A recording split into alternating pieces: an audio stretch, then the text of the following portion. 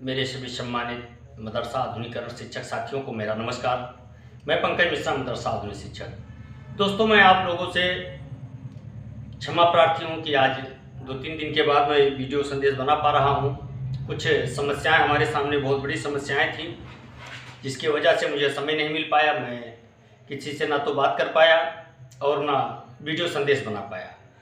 आज कुछ अपडेट आया है स्कीम से संबंधित दोस्तों, उसकी मैं बात करूंगा आप लोगों से। जैसा कि आप जानते हैं कि मदरसा आधुनिकीकरण शिक्षकों की समस्या इस समय काफ़ी गंभीर विषय बना हुआ है और उसके समाधान के लिए लगातार कोशिश किया जा रहा है और अपने अपने स्तर से लोग प्रयास कर रहे हैं कि किसी तरह से इस समस्या का समाधान हो सके। सूचनाएं एकत्रित करना चाहते हैं कि हो सकता है कि कहीं से हमको एक अच्छी खबर मिल जाए। उस एक संदेश का लोग इंतजार करते हैं कि जिससे हमारे जीवन में खुशियां आ जाए, और उस संदेश का हम लोगों को लगभग 3-4 सालों से इंतजार है। वो इंतजार अभी नहीं खत्म हो पाया है। दोस्तों, आधुनिकीकरण स्कीम एक वो स्कीम है जो अल्पसंख्यक समुदाय के समाज से बिछड़े हुए बच्चों को समाज की मुख्यधारा में लाने का कार्य करता है। उस स्कीम के तहत पढ़ाने वाले शिक्षक सभी कम्युनिटी के लोग हैं। उसमें जाति के आधार पर नियुक्ति नहीं हुई। हालांकि कुछ लोगों का मानना है कि इस्लामिक मदरसे में हिंदू शिक्षकों का नियुक्ति नहीं होना चाहिए था, और वो भी अगर हुआ है तो 3 के जगह पर 2 हिंदुओं का हुआ है, 1 मुस्लिम का हुआ है। तो मैं उनको बताना चाहता हूं कि ऐसी कोई गाइडलाइन नहीं थी कि उसमें 2 मुस्लिम को 1 हिंदू को रखा जाए, या तीनों हिंदू को रखा जाए, या तीनों मुस्लिम को रखा जाए। ऐसी कोई गाइडलाइन उस समय नहीं जारी की गई थी। उसमें केवल स्नातक, परास्नातक, पहले इंटर से शुरुआत हुई थी, उसमें किसी विशेष जाति के लिए नहीं किया गया था। लेकिन ये समस्या दिन प्रतिदिन हमारी बढ़ती गई और स्कीम से संबंधित कुछ अपडेट आया। आज हमारे एक शिक्षक साथी ने फोन करके मुझसे बताया कि ये स्कीम हमारी 1 मार्च के बाद से, अप्रैल से फिर से संचालित हो रही है। उन्होंने मेरे पास फोन किया, क्या यह बात सत्य हो सकता है या आपके पास कोई जानकारी है? मैंने उनसे कहा कि भाई, मेरे पास तो इसकी कोई ऑफिशियल जानकारी नहीं है कि अप्रैल से हमारी योजना चलेगी। कोई आधिकारिक सूचना नहीं आया, कयास लगाए जा रहे हैं। उन भाई साहब को भी किसी ने सूचना दिया था, इसलिए उन्होंने कंफर्म करने के लिए मेरे पास फोन किया।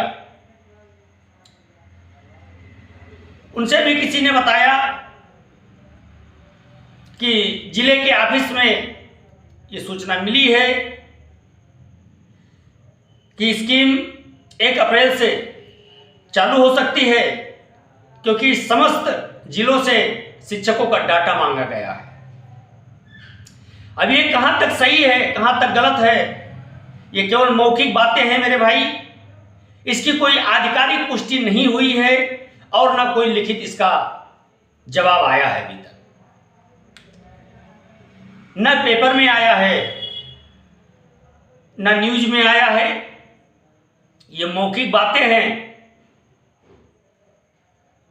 हमारे वो शिक्षक साथी जिन्होंने मेरे पास फोन करके बताया, वो काफी एक्टिव रहते हैं, हर संघर्षों में वो साथ देते हैं और हमेशा वो लगे रहते हैं कि आधुनिकीकरण शिक्षकों की समस्या का समाधान कैसे हो पाए। हमारे बहुत अजीज साथी हैं, उन्होंने कंफर्म करने के लिए मेरे पास फोन किया, तो मैंने उनको बताया कि ऐसी कोई जानकारी मेरे पास नहीं है, ना मेरे पास कोई आधिकारिक ऐसी कोई सूचना आई है। दोस्तों, इससे ये साफ झलक रहा है कि लोग अभी भी मदरसा आधुनिकीकरण शिक्षक के पद पे बने रहना चाहते हैं और उसके समाधान के लिए जितना उनसे हो सकता है उतना वो कोशिश करते हैं और पल पल की खबर लेना चाहते हैं।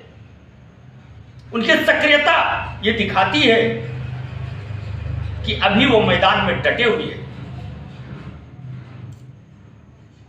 अगर मेरे किसी भी सम्मानित शिक्षक साथी के पास ऐसी कोई सूचना है तो वो शेयर कर सकते हैं हम लोगों के बीच में। और हमारे एक बहुत अजीज साथी, उनको मैं अपना बड़ा भाई समझता हूं, वो हमारे बड़े भाई हैं। इस बिंदु पर जब उनसे भी हमारी वार्ता हुई तो उन्होंने भी ऐसी जानकारी होने से इनकार किया और इसकी पुष्टि के लिए उन्होंने समय दिया कि इसकी पुष्टि करके हम आपको बताएंगे। हालांकि अभी हमारी उनकी बात नहीं हो पाई है किसी कारणवश, लेकिन अभी कुछ देर के बाद बात होगी। तब तक के लिए मैंने सोचा कि आप थोड़ा समय मिल गया है तो आप लोगों के लिए वीडियो संदेश बना दें, क्योंकि कई शिक्षक साथियों का फोन भी आया, मैसेज भी आया, पुराने वीडियो पे कमेंट आया। तो मैंने कहा कि ठीक है, मैं समय निकाल करके किसी तरह से वीडियो संदेश आज के लिए मैं बनाऊंगा। मेरे दोस्त, एक चीज मैं शुरू से कहते आ रहा हूं कि हमारी स्कीम चलेगी, हमारा बकाया भी मिलेगा। देखिए, बिहार सरकार ने अल्पसंख्यकों का लाभ लेने के लिए या उनको अपने पाले में लाने के लिए या उनको खुश करने के लिए या इन शिक्षकों के दर्द को खत्म करने के लिए ही सही, इस स्कीम को 2023-24 से ही चलाने का उन्होंने ऐलान किया है और जो 2022 तक बकाया है उसको भी देने का उन्होंने ऐलान किया और उसका बजट भी जारी कर दिया। मेरे भाई, सभी जिलों से डाटा मांगा जा रहा है। अब आपकी बारी है, इंतजार करिए। ये विपरीत समय निकलेगा, एक नया सवेरा होगा, ईद का चांद निकलेगा, ईद की सवैयां भी मीठी होंगी। थोड़ा सब्र रखें, क्योंकि मुझे आशा है, उम्मीद है कि जो ये शिक्षकों की वेदनाएं हैं तो सरकार को झकझोर रही है, विभाग के मंत्री साहब को चैन से बैठने नहीं दे रही है। ये जो करुणामयी बातें हैं, जो करुण क्रंदन है, और 4 फरवरी या मार्च, शायद मैं भूल रहा हूं, उस दिन का दृश्य मंत्री जी के कानों में गूंज रहा है। शायद 4 मार्च का समय था, वो कानों में गूंज रहा है और मंत्री जी प्रयास में लगे हुए हैं, कोशिश uनकी जारी है। शिक्षक साथी पैरवी करना नहीं बंद किए हैं। सारी मेहनत जो है लगाया जा रहा है, समय को खपाया जा रहा है, उम्मीदें बरकरार हैं, आशाएं प्रबल हैं और ना उम्मीदी होना कुफ्र है। इसलिए उम्मीदों के साये में हम लोग जी रहे हैं और ये उम्मीद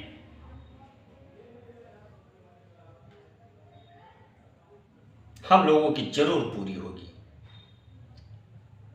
एक शिक्षक साथी ने महफूज भाई के वीडियो पे कमेंट किया कि क्या कहते हैं उसको, ख्याली पुलाव या कुछ ऐसा कुछ है, उन्होंने लिखा था। मेरे दोस्त, जब तक सपने नहीं देखोगे, जब तक कुछ करने की ठानोगे नहीं, दृढ़ संकल्पित नहीं होगे, इच्छा शक्ति मजबूत नहीं होगी, तब तक आपको सफलता नहीं मिल सकती है। केवल स्वप्न देखने से नहीं होगा। एक शिक्षक साथी ने कमेंट किया व्हाट्सएप पर, यादव जी हैं, बहुत समझदार व्यक्ति है वो, लेकिन गलत संगत के साथ हैं इस समय। बहुत अच्छे व्यक्ति हैं, लेकिन उनका संगत इस समय गलत है। आई नाच के चक्कर में वो पड़े हुए हैं, उनकी लड़ाई वो लड़ रहे हैं। मैं उनसे कहना चाहता हूं कि आप थोड़ा संयम रखें और एजाज साहब का कोई ऐसा सगा नहीं जिसको उन्होंने ठगा नहीं, और उनकी तरफदारी करना आपके लिए इन शिक्षकों के मन के अंदर जो आदर है उसको छीन सकता है। क्योंकि एजाज साहब ने आधुनिकीकरण शिक्षकों को ठगने के अलावा कुछ किया नहीं आज तक, और आप उनकी पैरोकारी ना करें, क्योंकि उनकी पैरोकारी करने से माल तो उन्होंने खाया है और उनकी लड़ाई लड़ने के लिए आपको आगे कर दिया है। ये दुर्भाग्य है कि माल तो कोई दूसरा खा गया, झूठ की लड़ाई हम लड़ रहे हैं। दोस्त, अपने विवेक से काम करें। एजाज साहब हैं, आपको बढ़िया से इस्तेमाल करेंगे। उसके बाद यूज एंड थ्रो वाला फार्मूला अपनाएंगे, क्योंकि एजाज साहब, उनके वचनों से कोई बच नहीं सका है, और जो बच गया है वो आज अच्छे कंडीशन में है। जो उनके शब्द विधि बाण से नहीं बचा वो आज कहीं का नहीं रह गया। मेरे दोस्त, मेरे सभी सम्मानित मदरसा आधुनिकीकरण शिक्षक साथियों, धैर्य रखें, काम आपका होगा। क्योंकि ऐसा किसी भी संविधान में यह नहीं लिखा हुआ है कि आपसे काम ले लिया जाए और आपका पैसा न दिया जाए। ये किसी संविधान के किसी पन्ने में नहीं लिखा है, और ये कोर्ट इनको जीने नहीं देगी जब तक पैसा नहीं देंगे। हड़बड़ाहट है इस समय, हड़बड़ाहट है, इसमें खलबली मची हुई है दोस्त। मदरसा आधुनिकीकरण शिक्षकों की स्कीम को लेकर के, बकाये को लेकर के, क्योंकि पैरवी बराबर जारी है, एकता की टीम बराबर लड़ रही है। ये अलग बात है कि हर दिन की सेल्फी नहीं डाल रहा है, लेकिन लड़ाई बदस्तूर जारी है। इसका परिणाम मिलेगा। लड़ने वाला कभी हारा नहीं है दोस्त। अगर वो मरा भी है तो ये योद्धा की भांति मरा है। भागने वाला कायर होता है, कितना बड़ा बलशाली क्यों ना हो। इसलिए एकता की टीम लड़ना जानती है और लड़ करके विजयश्री भी प्राप्त कराएगी। आप लोग विश्वास रखें और थोड़ा धैर्य रखें। कुछ ही दिनों का समय और बचा है, आप लोगों के स्कीम का ऐलान भी होगा मेरे दोस्त, और आपका बकाया भी मिलेगा। अगली न्यूज के लिए आपको विस्तार से पूरी बातें हम बताएंगे सुबह वाली वीडियो में। तब तक के लिए मुझे अनुमति दें। आपका छोटा भाई पंकज मिश्रा आपको नमस्कार करता है। जय हिंद, जय भारत, भारत माता की जय।